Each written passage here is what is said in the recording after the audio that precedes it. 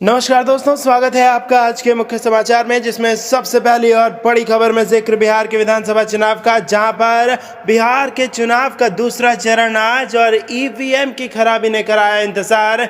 कई जगह रुकी रही वोटिंग। इसी के साथ दूसरी बड़ी खबर में आपको बताएंगे कि तेजस्वी यादव का बड़ा बयान, 10 लाख नौकरियां देने में कम पड़ गए पैसे तो सीएम और विधायक के वेतन रोककर देंगे सबको सैलरी। और तीसरी बड़ी खबर में जिक्र होगा कि बिहार चुनाव 2020 में मैं लिख कर दे रहा हूं कि 10 नवंबर के बाद नीतीश कुमार नहीं रहेंगे बिहार के मुख्यमंत्री। ये बेहद बड़ा बयान एलजेपी नेता चिराग पासवान ने दे दिया। तो दोस्तों, हर एक खबर की गहराई में आपको ले जाएंगे, लेकिन उससे पहले अगर आपको भी ऐसा लगता है कि आरजेडी कांग्रेस महागठबंधन की सरकार बननी तय है, तो आप अभी इस वीडियो को लाइक कीजिए और इस लाल बटन को दबा के इस चैनल को फ्री में सब्सक्राइब करके घंटी बजाकर कमेंट में लिखिए जय हिंद। दोस्तों, रुक करते हैं तमाम बड़ी खबरों की तरफ। बिहार चुनाव का दूसरा चरण, ईवीएम की खराबी ने कराया इंतजार, कई जगह रुकी रही वोटिंग। जी हां दोस्तों, बिहार में दूसरे चरण का मतदान मंगलवार की सुबह शुरू हो गया। 7 बजे से पहले ही लोग अपने मताधिकार का इस्तेमाल करने बूथों पर पहुंचने लगे। कई बूथों पर ईवीएम की खराबी ने लोगों के उत्साह पर कुठाराघात किया।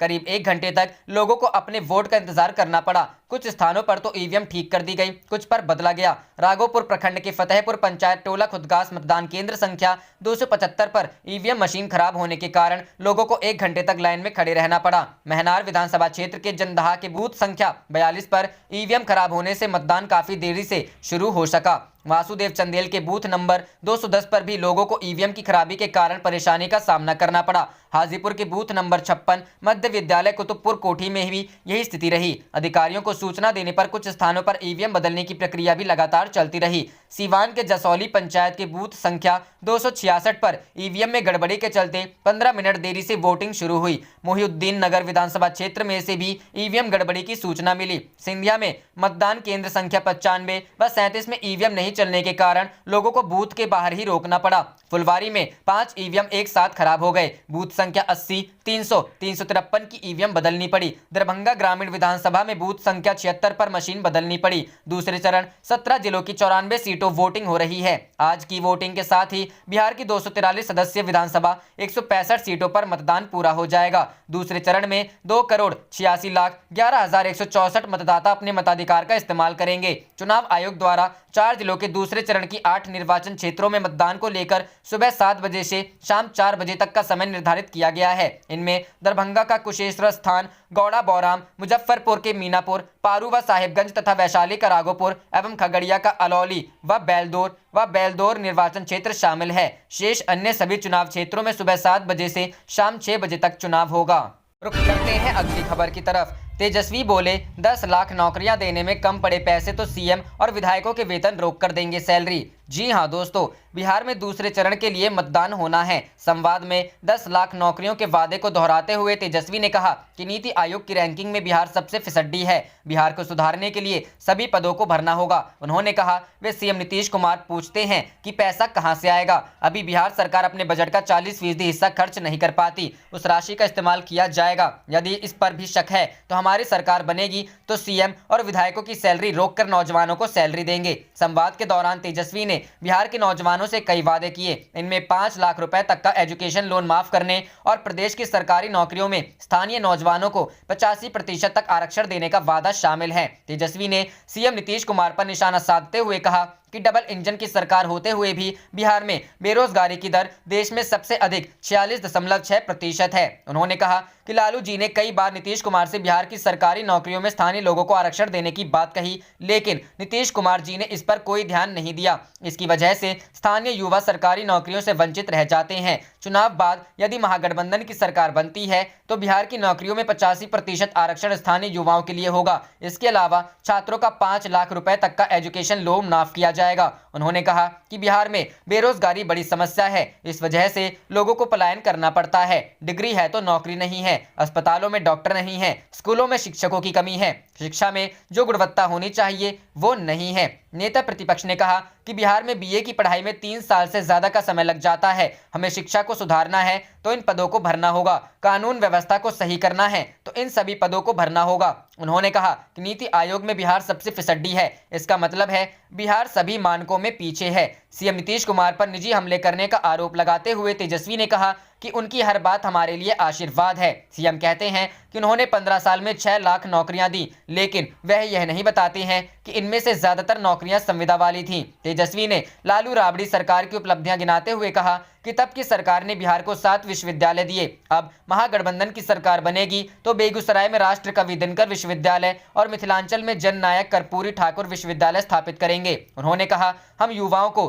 3 साल में ग्रेजुएशन की डिग्री देंगे। बिहार अपने लिए बिजली खुद बनाएगा। कमाई, दवाई व पढ़ाई के लिए बिहार के लोग बाहर जाते हैं। इन हालात को बदला जाएगा। बिहार का पैसा बाहर नहीं जाएगा। व्यापारियों की सुरक्षा के लिए बनेगा स्पेशल दस्ता। तेजस्वी यादव ने आरोप लगाया कि नीतीश सरकार में बिहार की कानून व्यवस्था बुरी तरह खराब हो गई। उन्होंने कहा कि आज प्रदेश में व्यापारी सुरक्षित नहीं महसूस करता। व्यापारियों की सुरक्षा के लिए सरकार व्यापारी सुरक्षा दस्ता बनाएगी ताकि बिहार में व्यापारी भयमुक्त होकर व्यापार कर सकें। तेजस्वी ने कहा कि बिहार के लोगों को अभी इलाज के लिए महानगरों में भटकना पड़ता है। हम जोनल स्तर पर सुपर स्पेशलिटी हॉस्पिटल बनाकर इस समस्या का समाधान करेंगे। नौकरी संवाद के दौरान मंच पर राजद प्रवक्ता मनोज झा, वरिष्ठ नेता शिवानंद तिवारी और प्रेम कुमार मणि भी मौजूद रहे।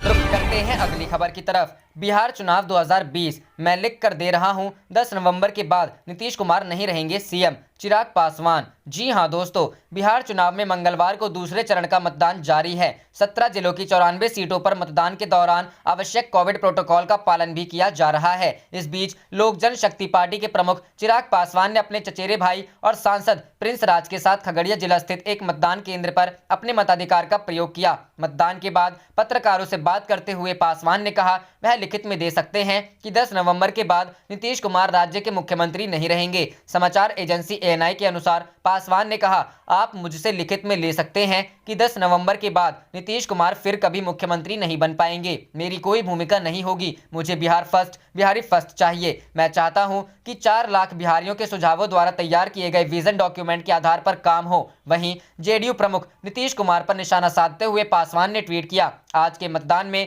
सभी बिहारियों से अपील है, खुद पर गर्व करने के लिए अपने मतदान का प्रयोग करें। आने वाली सरकार में बिहार परिवर्तित दिखना चाहिए, कुछ काम होना चाहिए। 4 लाख बिहारियों द्वारा बनाया गया बिहारी फर्स्ट विजन डॉक्यूमेंट को लागू करने के लिए अपना आशीर्वाद दें। #असंभव नीतीश नहीं। चिराग पासवान ने कई और ट्वीट्स के जरिए नीतीश कुमार पर निशाना साधा। उन्होंने लिखा, पहले चरण के मतदान के बाद आदरणीय नीतीश कुमार जी की हार की बौखलाहट किसी से छुपी नहीं है। जनता ने उनको नकार दिया है। आप सभी बिहार के मतदाताओं से अपील है कि बिहार को और बर्बाद ना होने दें। जनता ने बिहार में बदलाव व #नीतीश मुक्त बिहार, बिहारी फर्स्ट के लिए आशीर्वाद दिया है। #असंभव नीतीश। पासवान ने ट्वीट किया, पिछले 15 साल में बिहार बदनाम से बेदहाल हो गया। पलायन, रोजगार, बाढ़ में नहीं हुआ कोई सुधार। शिक्षक और बच्चे दोनों अपना जीवन उदासी में जी रहे हैं। प्रवासी बिहारी दूसरे प्रदेश में बताने में शर्माते हैं कि वह बिहारी हैं। आज फिर लोकतंत्र ने मौका दिया है अपनी तकदीर बदलने का। #असंभव नीतीश। इससे पहले 28 अक्टूबर को हुए प्रथम चरण के मतदान में राज्य की 71 विधानसभा सीटों पर 55.69% लोगों ने अपने मताधिकार का उपयोग किया था। आगामी 7 नवंबर को तीसरे और अंतिम चरण में 78 सीटों पर मतदान होगा। 10 नवंबर को मतगणना होगी। रुख करते हैं अगली खबर की तरफ। बिहार चुनाव से एक दिन पहले पैसे बांटते विधायक बोगो सिंह गिरफ्तार। जी हां दोस्तों, बिहार विधानसभा चुनाव के दूसरे चरण के मतदान से एक दिन पहले सोमवार की देर रात जेडीयू प्रत्याशी सह मटिहानी विधायक नरेंद्र कुमार सिंह उर्फ बोगो सिंह को पुलिस ने गिरफ्तार कर लिया। बताया जा रहा है कि विधायक अपने कुछ समर्थकों के साथ बाइक से घूम रहे थे और लोगों के बीच पैसे बांट रहे थे। चर्चा है कि उनके पास से करीब 1.5 लाख रुपए भी मिले हैं। एसपी अवकाश कुमार ने बताया कि आदर्श आचार संहिता उल्लंघन मामले में उन्हें गिरफ्तार किया गया है। एसपी ने बताया कि एफआईआर की प्रक्रिया जारी थी। विधायक की गिरफ्तारी के बाद बताया जा रहा है कि उनके दर्जनों समर्थक थाने के पास डेरा जमाए हुए थे।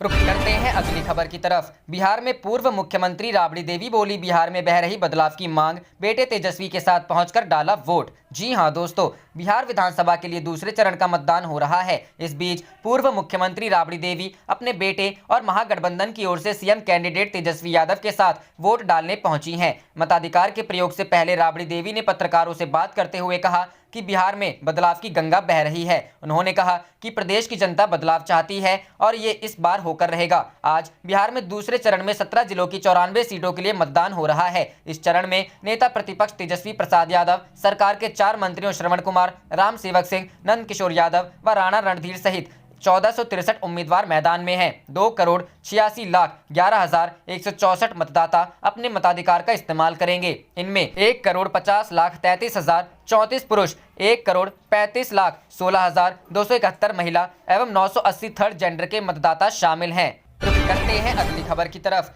पीएम मोदी ने बिहार के लोगों से वोट डालने की अपील की। तेजस्वी ने पूछा, विशेष राज्य का दर्जा कब देंगे? जी हां दोस्तों, बिहार विधानसभा चुनाव के दूसरे चरण के तहत प्रदेश के 17 जिलों की 94 विधानसभा सीटों पर मंगलवार को सुबह 7 बजे से ही वोटिंग जारी है। इस चरण में करीब 2.85 करोड़ मतदाता चुनाव मैदान में उतरे 1500 प्रत्याशियों के भाग्य का फैसला करेंगे। दूसरे चरण की वोटिंग शुरू होने के दौरान प्रधानमंत्री नरेंद्र मोदी और महागठबंधन के सीएम प्रत्याशी और आरजेडी नेता तेजस्वी यादव ने ट्वीट किया है। दोनों नेताओं ने बिहार के लोगों से वोटिंग की अपील की है। तेजस्वी यादव ने पहले ट्वीट में कहा, अच्छी शिक्षा, बेहतर स्वास्थ्य व कानून व्यवस्था और विकसित बिहार के लिए मतदान अवश्य करें। नए दौर में नए बिहार के लिए बदलाव अति आवश्यक है। जय हिंद, जय बिहार। अगले ट्वीट में तेजस्वी यादव ने प्रधानमंत्री नरेंद्र मोदी की आज होने वाली रैली को ध्यान में रखकर उनसे सवाल पूछे हैं कि बिहार को विशेष राज्य का दर्जा कब मिलेगा। तेजस्वी यादव ने ट्वीट में लिखा, आदरणीय प्रधानमंत्री जी, समस्त बिहारवासी पुनः आपके बिहार आगमन पर हार्दिक अभिनंदन करते हैं। आपके नाम एक पत्र लिखा है। आशा करते हैं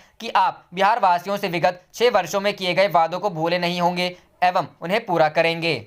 जाने से पहले आप इस वीडियो को लाइक कीजिए और इस लाल बटन को दबा के इस चैनल को फ्री में सब्सक्राइब करके घंटी बजा लीजिए। आप देख रहे थे आपका अपना चैनल धड़ाधड़ न्यूज। जय हिंद, जय भारत।